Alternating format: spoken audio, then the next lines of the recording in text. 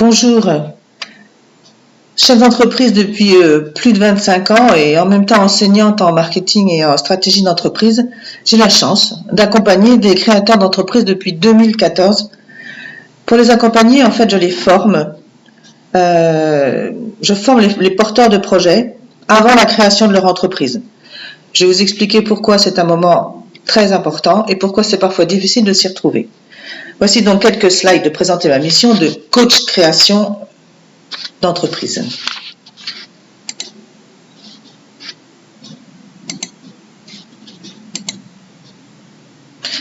Alors, vous avez une idée de service, de produit et vous dites je vais créer mon entreprise pour vendre mon produit et vous ne savez pas par quel bout commencer parce que c'est quand même assez compliqué au départ. Vous avez peut-être pris le risque d'aller voir votre banquier pour explorer l'idée d'un prêt. Et ce banquier, cette dame, ce monsieur, vous a dit « Ah, mais moi j'ai besoin d'un business plan pour aller plus loin. » Un business plan Kesako. Donc, on va voir comment on peut monter un business plan quand on n'a pas l'expérience de comptable, ni de chef d'entreprise. Comment faire donc, et à qui s'adresser ensuite quand on veut créer quand on a besoin d'accompagnement. Avant d'aller plus loin, je dis stop. Voilà. Avant d'aller plus loin, je dis stop. Car n'allez pas trop vite. Il faut pas. Vous êtes allé voir le banquier, c'est très bien, mais ça n'est pas par ce bout-là qu'il faut commencer. D'abord, c'est quoi créer une entreprise?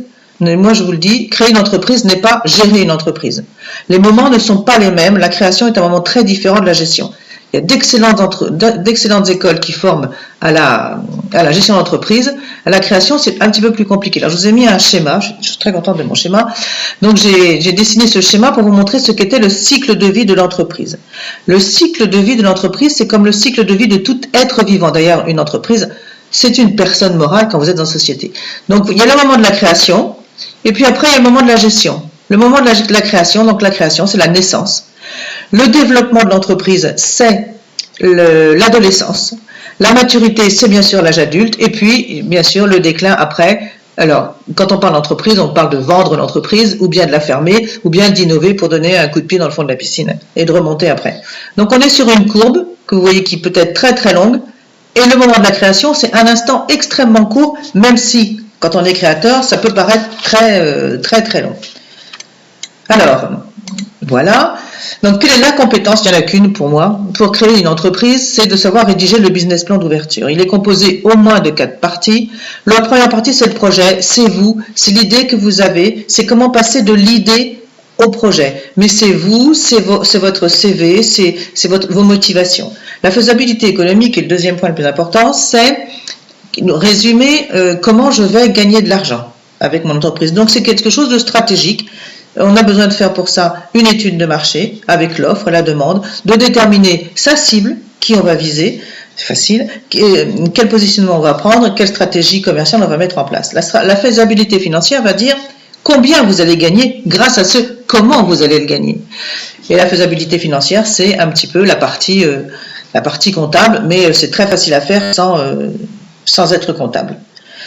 Et puis, vous prendrez un comptable qui vous aidera. Et puis, il y a la création administrative, c'est la rédaction des statuts si vous en avez besoin, la rédaction des statuts, compléter le bon CERFA vers le bon CFE, etc. Donc après, c'est vraiment oui, c'est que de l'administratif. Dans le slide d'après, vous dit, et c'est moi qui vous le dis, n'y allez pas toute seule, faites-vous accompagner par un pro. Oui, parce qu'il est prouvé, les statistiques, même si l'INSEE a parfois du mal à donner les statistiques, qu'une entreprise qui est accompagnée a, en tout cas chez Initiative France, 93% de chances, donc quasiment 2 fois plus de chances d'être pérenne, d'être encore là au bout de 3 ans qu'une entreprise non accompagnée. Alors, j'ai accompagné des dizaines et des dizaines de créateurs. Je vous ai mis quelques témoignages. Donc, Gary, il avait besoin il avait bien commencé, il avait juste besoin d'un petit coup de pouce, de l'orienter dans la bonne direction pour aller plus loin et pour pouvoir créer, ce qu'il a fait. Anna, elle ne savait pas du tout où elle allait. On a commencé l'étude de marché, puis elle m'a dit non, ça je vais pas pouvoir y arriver. Donc, Anna a temporairement préféré créer faire une auto-entreprise, une micro-entreprise de formation, le temps de mettre son projet vraiment jusqu'au bout. Claire est fondatrice. Claire, je l'accompagne depuis 5 ans. Donc, à la création. Et puis après, elle a commencé qu'elle était auto-entrepreneuse. Après, elle a créé une SASU.